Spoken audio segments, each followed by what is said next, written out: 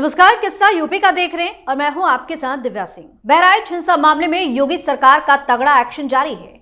Police ने फिर 2 आरोपियों को दबोचा है। इसी के साथ मामले में 117 आरोपी सलाखों के पीछे पहुंच गए हैं। वहीं मथुरा में 2 दिन तक चली आरएसएस की बैठक के बाद विपक्ष की परेशानी बढ़ी हुई है, क्योंकि अब आरएसएस ने सीएम योगी के बटेंगे तो कटेंगे नारे का समर्थन दे दिया है।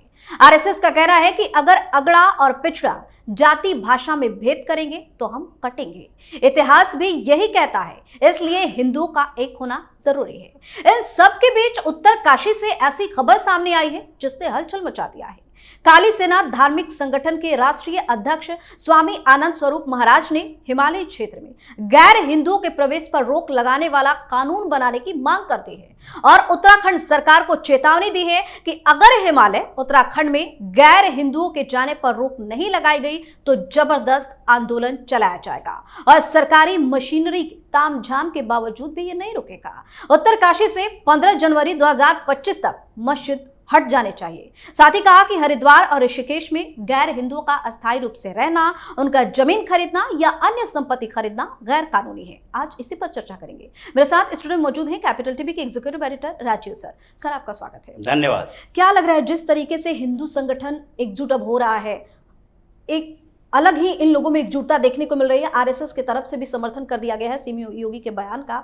उसके बाद कितना जरूरी था ये एक साथ होना और एकजुटता दिखाना? देखिए, एकजुटता तो अब धीरे धीरे आ रही है इस बात के लिए भी कि हमें कब क्या करना है, कैसे करना है, क्योंकि अभी तक ये सोए हुए थे और इनको समझ नहीं आ रहा था कि सरकार के सहयोग के बिना भी हम कुछ कर सकते हैं।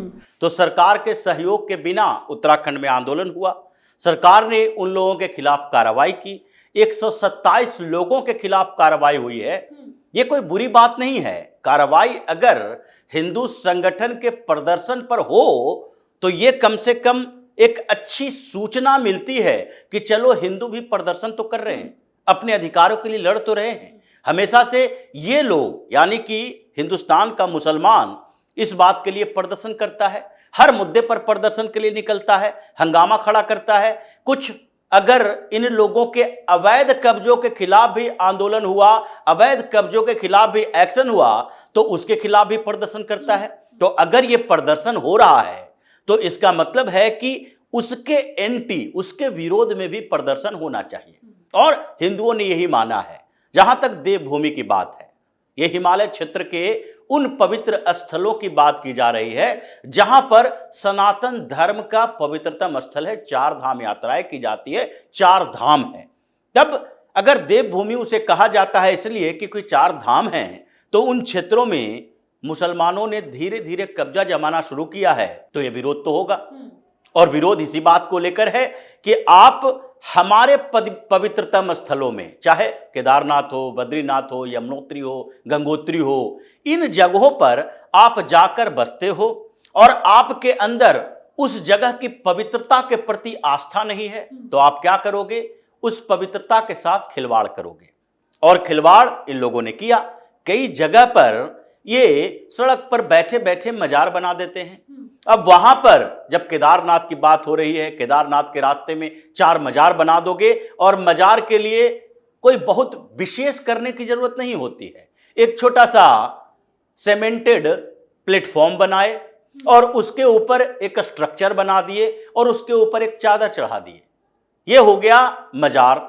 और किसी भी सूफी संत का नाम उसके पास लिख दिया और उसके बाद लगा कि यह सूफी संत का यह मजार है और वहां चादर चढ़ाना शुरू किए। उसके बाद भीड़ लगनी शुरू हो जाती है। और भीड़ ये लगती कैसे है?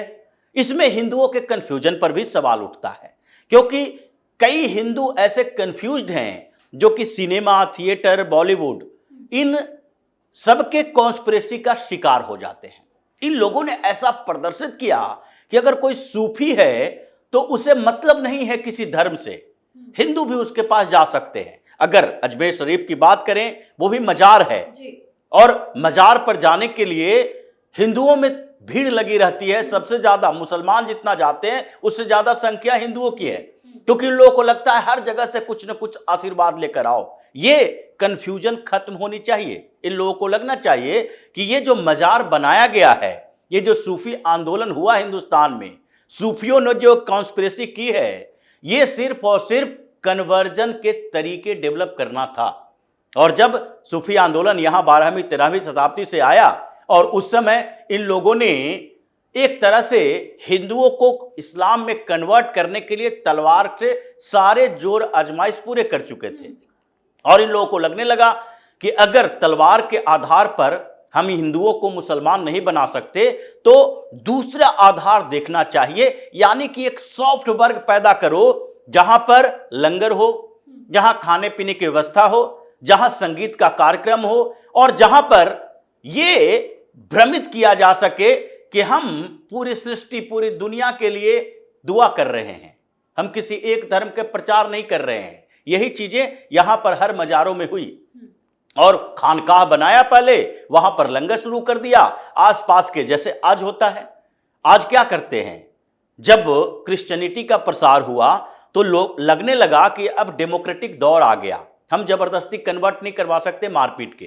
तो उन लोगों ने क्या किया, उन लोगों ने डॉलर का इस्तेमाल किया कन्वर्जन के लिए, मिशनरी अलग अलग जगहों पर भेजे और यह मिशनरी का मिशन चला कन्वर्ट करने के लिए।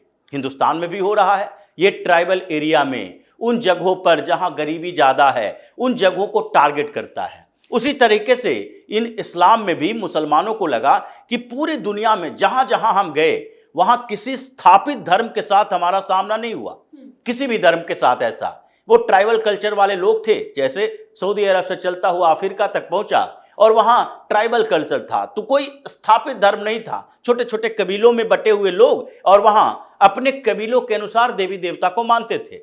तो उन लोगों के अंदर वो रिजिडिटी नहीं थी, इसीलिए इन लोगों ने आसानी से उसके कन्वर्ट करवा लिया।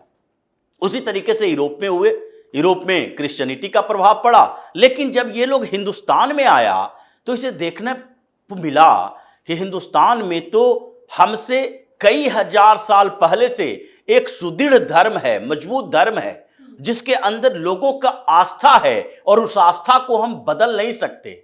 2-4% लोगों को बदल देंगे, 2-4-5% लोग कभी प्रलोभन में आकर, क्योंकि किसी भी धर्म में ये होता है, क्यों आस्थावान लोग हैं वो किसी तरह से सुदृढ़ रह जाते हैं और जो फ्लैक्चुएटेड लोग हैं जिनके अंदर संशय है, जो प्रलोभन का शिकार हो गया, उन प्रलोभन के शिकार लोगों को तो कन्वर्ट करवा दिया गया लेकिन आगे नहीं करवा पाया।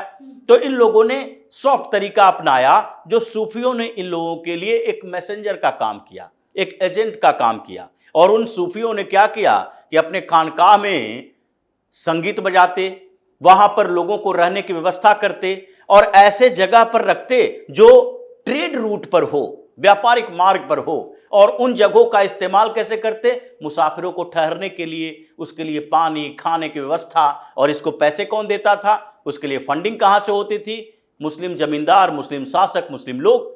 तो ये सूफियों ने एक तैयार किया मशीनरी, जैसे मिशन पर जाए हुए मिशनरी ये क्रिश्चियनिटी में है और हिंदू उसके झांसे में आ गए। और यही मजार है जो आज सबसे बड़ा अड्डा बना हुआ है कंफ्यूज्ड हिंदुओं को कन्वर्ट कराने के लिए, उसका माइंड वॉश करने का।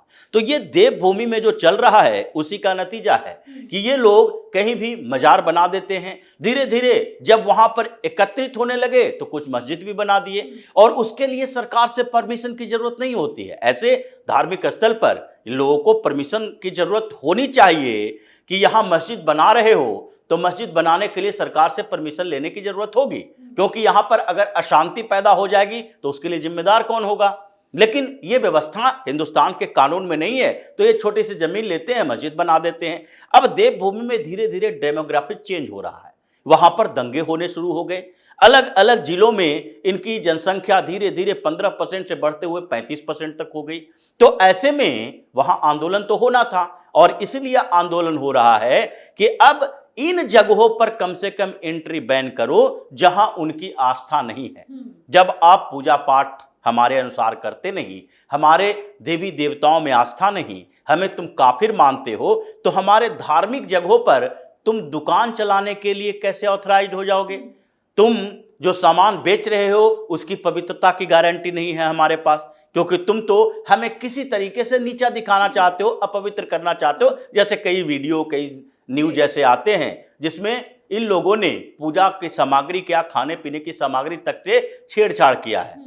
उससे ऐसे अपशिष्ट पदार्थ का मिलावट देखा गया जिसको हम लोग अपवित्र मानते हैं। तो ऐसी स्थिति में यह आंदोलन शुरू हुआ है और बहराइच ने जो एक आग में घी का काम किया, ये अंदर से तो सुलग ही रहे हैं, चल ही रहा है कि देखो ये लोग जहां पर रहते हैं, जहां पर ये किला बनाकर रखता है, उन जगहों से गुजरो तो ये हंगामा खड़ा कर देता है, गोलीबारी करता है, प्रदर्शन करता है, मार धाड़ करता है।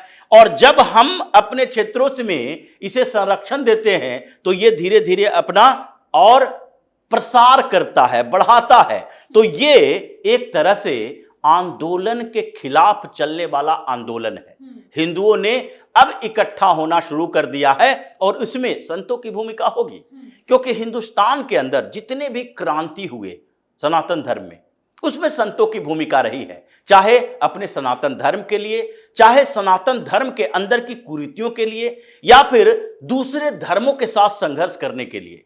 ये संतों की एक बड़ी भूमिका होनी चाहिए और इसलिए ये संत अलग अलग से उठकर आ रहे हैं, संगठन बना रहे हैं और ये लोग प्रदर्शन करने की कोशिश कर रहे हैं, आंदोलन करेंगे। सरकार को इसका साथ देना चाहिए कि जिन जिन जगहों पर है डिबेट करवाओ और इन लोगों के साथ भी कम से कम सामंजस्य बनाओ कि भाई आपकी समस्या क्या है। ये एक्यूट लेवल पर है, अंतिम चेतावनी है कि भाई इन जगहों पर एंट्री नहीं होनी चाहिए, लेकिन बीच का रास्ता निकाला जा सकता है। और बीच का रास्ता कैसे निकलेगा? जब आंदोलन होगा। तो इसलिए जो ये शुरू हुआ है ये अभी ऐसे खत्म होने वाला नहीं है। सरकार को भी अब हिंदुओं की बात सुननी ही पड़ेगी। जी, बहुत बहुत धन्यवाद सर तमाम जानकारी। धन्यवाद। तो बहराइच में सीएम योगी के ताबड़तोड़ एक्शन से इन कट्टरपंथियों की नींद उड़ी हुई है, तो दूसरी तरफ आरएसएस की बैठक के बाद विपक्ष बेचैन हो उठा है। इन सबके बीच अब उत्तरकाशी से जिस तरह की खबर सामने आई है उसने मौलाना गैंग में खलबली मचा दी है, क्योंकि अब हिंदुओं का एकजुट होना इनके लिए बड़ी मुसीबत साबित होने वाला है। किस्सा यूपी का में आज के लिए इतना ही। अगर आपने अभी तक हमारे चैनल को सब्सक्राइब नहीं किया है तो सब्सक्राइब कर लीजिए, हमारे वीडियो को लाइक कीजिए, शेयर कीजिए, हमारे वीडियो पर कमेंट करके जरूर बताएं कि आपको हमारी खबर कैसी लगी। धन्यवाद।